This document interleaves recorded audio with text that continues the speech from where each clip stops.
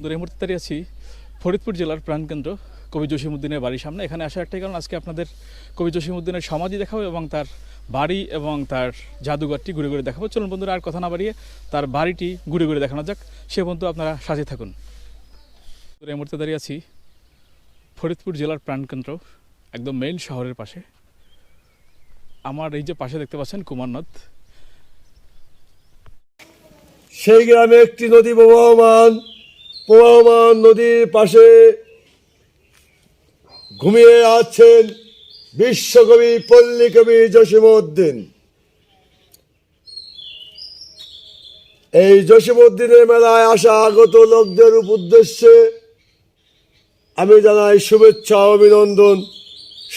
অভিনন্দন জানাই সারা বাংলার সমগ্র মানুষের প্রতি। জয় বাংলা, জয় বঙ্গবন্ধু, জয় হোক জননেত্রী শেখ হাসিনার। কবিতার মতোই দিই। হ্যাঁ, খুব দারুণ লাগলো আসলে, সাজানো গুছানো একদম পরিপাটি। ভাইয়ের হাসিটা অনেক সুন্দর। ভাইয়ের নামটা কি? VM ফজলুল করিম স্বপন। সুন্দর নাম, BM ফজলুল করিম স্বপন ভাই। আচ্ছা আচ্ছা, অনেক ধন্যবাদ আপনাকে।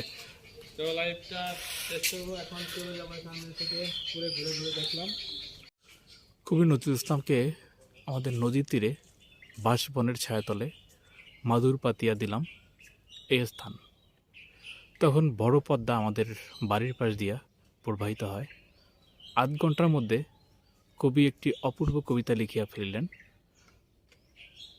আকাশেতে একলা দোলে একাদশীর চাঁদ, নদীর তীরে ডিঙ্গি তরি পথিক দরা ফাঁদ।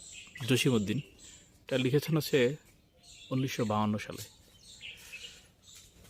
দেখতে পাচ্ছেন, এটা হচ্ছে কবি জসিমউদ্দিনের গ্রামের বাড়ি, যেখানে তার একদম সামনে দেখতে পাচ্ছেন, এটা হচ্ছে কবি জসিমউদ্দিনের বাড়ির গেটের সামনে দেখতে পাচ্ছেন। এটা উদ্দিনের বাড়ির গেটের সামনে একদম। খুব সকালে আসছি, যার কারণে গেট খোলা হয় নাই। দেখতে পাচ্ছেন এখানে একটা বট গাছ আছে এবং এই জায়গাটায় মেলা বসে। যে বিশাল একটা জায়গা দেখতে পাচ্ছেন এখানে নদীর পাড়ে, দেখতে পাচ্ছেন এখানে খুবই সুন্দর একটা পরিবেশ, একেবারে অসাধারণ একটা জায়গা দেখতে পাচ্ছেন।